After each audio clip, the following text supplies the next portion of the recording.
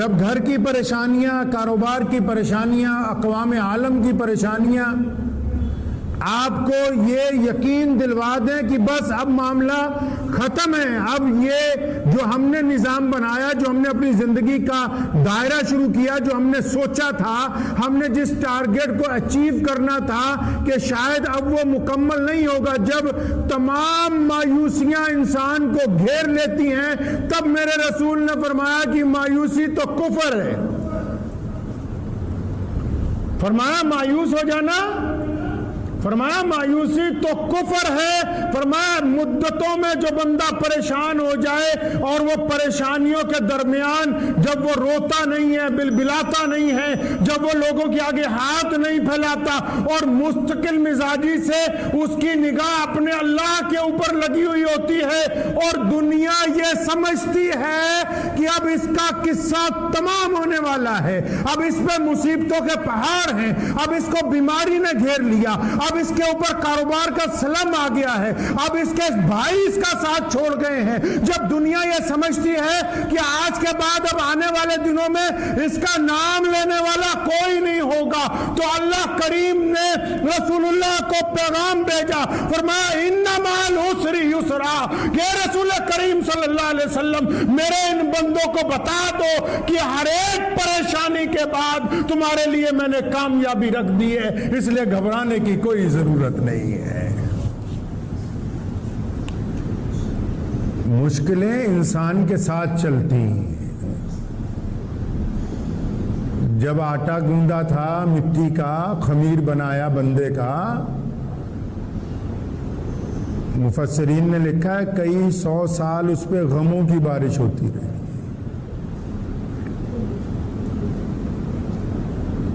बाज़ हज़रात अभी 10-15 साल की उम्र में होते हैं, परेशानी जिंदगी के साथ साथ चलती है। कभी यारों दोस्तों का दुख चलता है, कभी कमाई ना होने का दुख चलता है, कभी बहन का दुख मिल जाता है, किसी को बेटी का दुख मिलता है, किसी को बीवी की तरफ से दुख मिल जाता है, किसी की औलाद नहीं होती तब वो दुखी हो जाता है, किसी की होती है फरमा बरदार नहीं होती तब वो दुखी हो जाता है,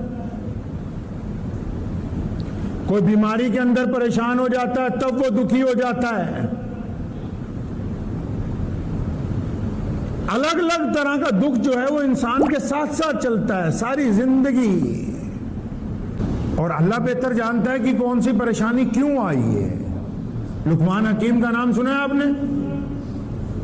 कुरान पाक में पूरी सूरत है उनके नाम पे। एक दिन अपने बेटे को कहा, फरमाया बेटा जब दुख आ जाए घबराना नहीं है, जो छोटे दुख होते हैं ये बड़ी मुसीबतों को टालने के लिए होते हैं। बेटे ने कहा अब्बा जी ठीक है।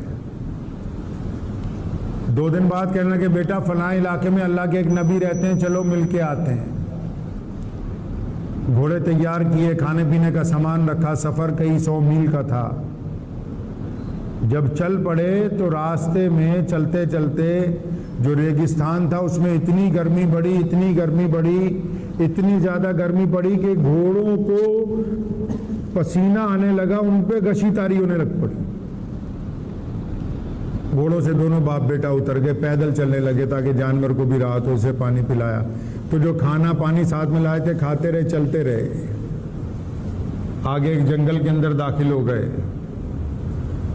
जंगल के अंदर जब चलने लगे, चलते चलते उनका जो बेटा था तेज चल रहा था तो उसके पैर में एक हड्डी घुस गई, किसी जानवर की हड्डी सूखी हुई पड़ी थी। इतनी तेज घुसी कि पैर की एक फाड़ के दूसरी तरफ निकल गई। सफर रुक गया, बेटे के पास बैठे तो बेटा कहने लगा हम तो अल्लाह के रास्ते में जा रहे हैं, अल्लाह के नबी को मिलने जा रहे हैं, ये क्या हमसे माजरा हो गया, हम तो दीन के रास्ते पे निकले। अपने दांतों से उस हड्डी को निकाला, बड़ी अंदर तक घुस गई थी।